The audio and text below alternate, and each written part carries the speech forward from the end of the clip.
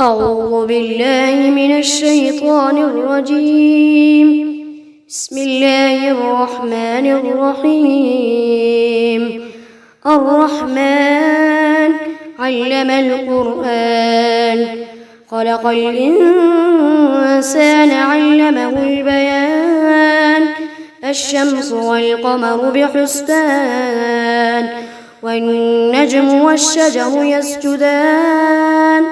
والسماء رفعها ووضع الميزان، ألا تطغوا في الميزان، فأقيموا الوزن بالقسط ولا تخسروا الميزان.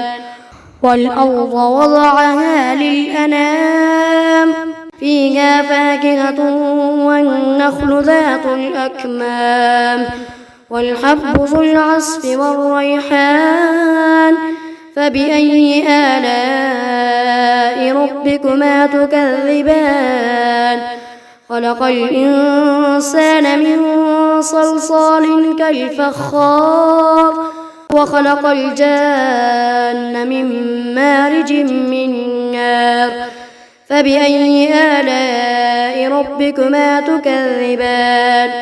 رب المشرقين ورب المغربين. فبأي آلاء ربكما تكذبان؟ مرج البحرين يلتقيان، بينهما برزخ لا يبغيان. فبأي آلاء ربكما تكذبان؟ يخرج منهما اللؤلؤ والمرجان. فبأي آلاء ربكما تكذبان؟ وله الجوار المنشآت في البحر كالأعلام. فبأي آلاء ربكما تكذبان؟ كل من عليها فان، ويبقى وجه ربك ذو الجلال والإكرام. فبأي آلاء ربكما تكذبان؟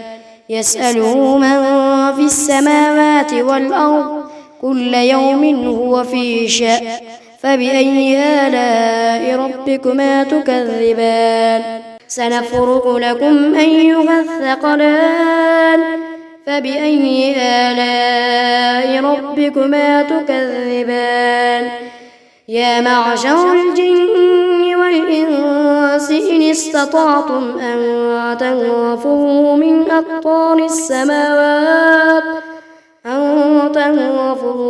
أقطار السماوات والأرض فانفذوا، لا تنفذون إلا بسلطان.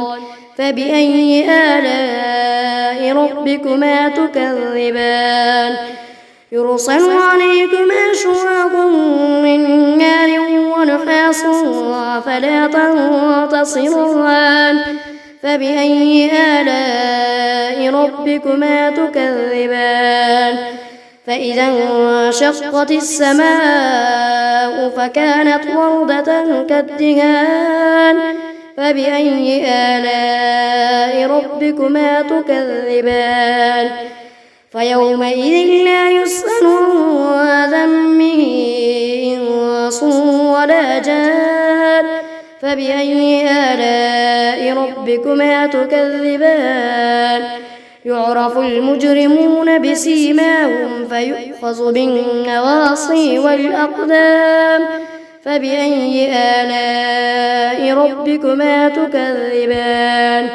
هذه جهنم التي يكذب بها المجرمون، يطوفون بينها وبين حميم آن. فبأي آلاء ربكما تكذبان؟ ولمن خاف مقام ربه جنتان. فبأي آلاء ربكما تكذبان؟ ذواتا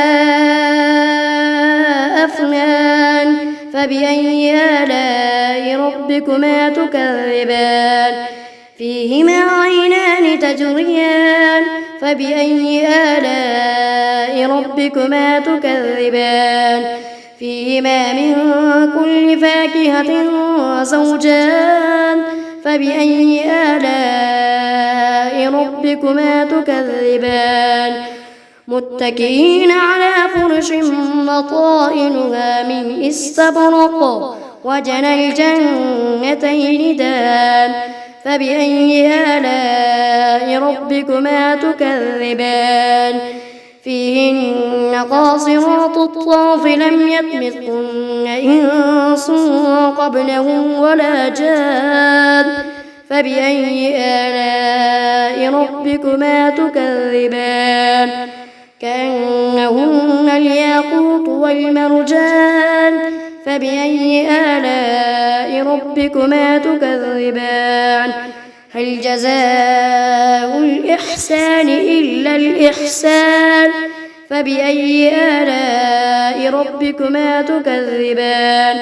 ومن دونهما جنتان فبأي آلاء ربكما تكذبان مدهامتان فبأي آلاء ربكما تكذبان فيهما عينان نضاختان فبأي آلاء ربكما تكذبان فيهما فاكهة ونخل ورمان فبأي آلاء ربكما تكذبان فيهن خيرات حسان فبأي آلاء ربكما تكذبان حور مقصورات في الخيام فبأي آلاء ربكما تكذبان لم يطمثهن إنس قبلهم ولا جان